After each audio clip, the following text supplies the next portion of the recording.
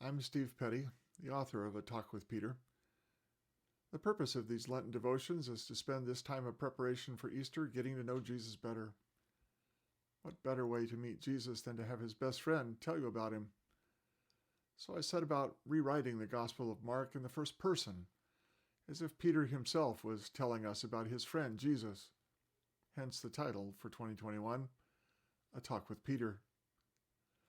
The text was written originally in 2001 and revised again in 2007, and again now in 2021.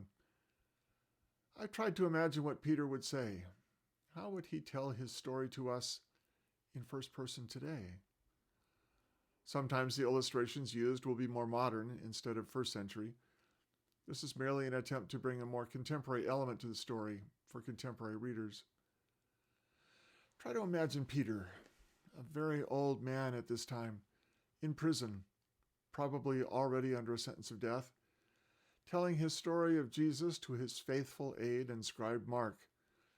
Hear the urgency of Peter's narrative. Jesus is always on the move. Peter is rushing to finish his story before the Romans execute him. But Peter's energy ebbs and flows. Sometimes he breaks off and starts somewhere else.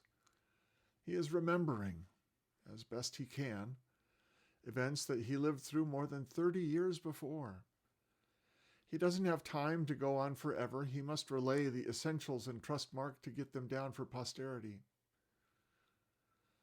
The Gospel of Mark is the earliest gospel, probably written after Rome burned and the persecution of Christians began under Nero, about 66 AD.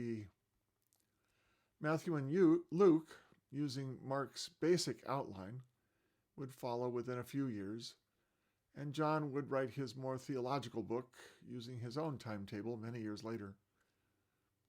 Who is Mark? Well, the author of this book is probably John Mark, who was with Peter in Rome, according to 1 Peter 5:13, and whose family were instrumental in saving Peter after his arrest in Acts 12:12. John Mark decides early on to go with Paul on his mission trip to Antioch, but he gets cold feet in Pamphylia and returns home. When Paul begins a later mission, John Mark again volunteers, but he is rejected by Paul, who even argues about him with Barnabas, who then takes him on his mission, and he drops the name John. We are unsure how he ends up in Rome years later with Peter. Tradition tells us that Mark was merely the scribe, writing the story dictated to him by Peter. A close reading of the story seems to bear this out. The other gospel writers show considerable deference to Simon Peter, the man who is now the head of the church and who knew Jesus well enough to argue with him. But Mark's work shows Peter in the least favorable light.